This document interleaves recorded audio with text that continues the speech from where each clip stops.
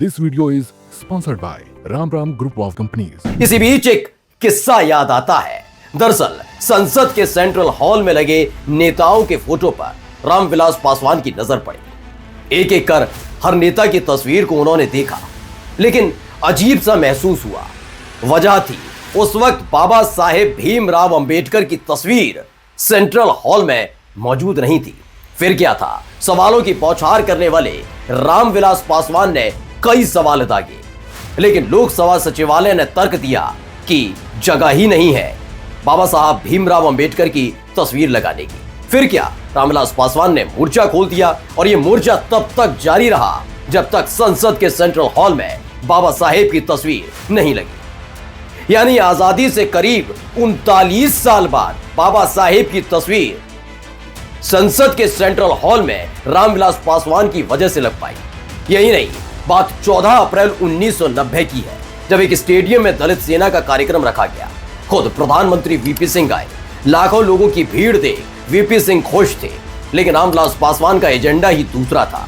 उस कार्यक्रम में बाबा साहेब भीमराव अंबेडकर की जयंती मनाने और उस दिन सरकारी छुट्टी का ऐलान किया गया, जो आज तक मनाई जाती है। यही नहीं, अभी तक जब जब पिछड़ों को उनका हक दिलाने के नाम पर गठित मंडल आयोग की सिफारिशों को लागू करने का श्रेय वीपी सिंह को दिया जाता है, लेकिन ये कम ही लोग जानते हैं कि मंडल आयोग की सिफारिशों को लागू करने में जितने भी रोड़े सामने आए, उसे हटाने वाले कोई और नहीं बल्कि रामविलास पासवान ही थे। यहाँ एक और दिलचस्प किस्सा आपको रामविलास पासवान की जिंदगी से जुड़ा सुनाना जरूरी हो जाता है। दरअसल रामविलास पासवान की शादी राजकुमारी देवी से हुई थी।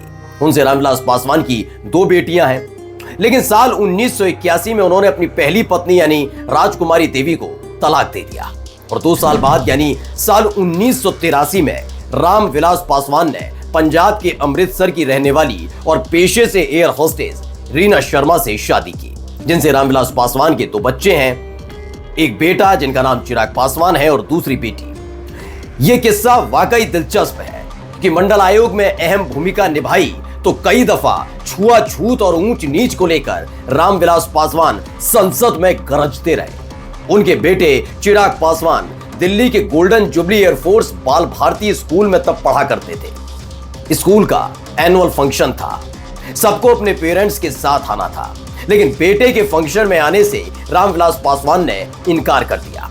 तर्क दिया कि स्कूल में पढ़ने वाले ज्यादातर बच्चे सवर्ण जाति यानी ऊंची जाति से आते हैं, ऐसे में उनका आना ठीक नहीं रहेगा। तब पासवान की पत्नी रीना शर्मा ने जोर डाला। रामविलास पासवान बेटे चिराग पासवान के स्कूल फंक्शन में शामिल हुए। रामविलास पासवान की मौजूदगी पर स्कूल प्रबंधन खुश हो उठा और हर किसी ने रामविलास पासवान की सादगी की जमकर तारीफ की। साल 1990 देश की राजनीति करवट ले रही थी। लाल कृष्ण आडवाणी अपनी रथ यात्रा निकाल रहे थे।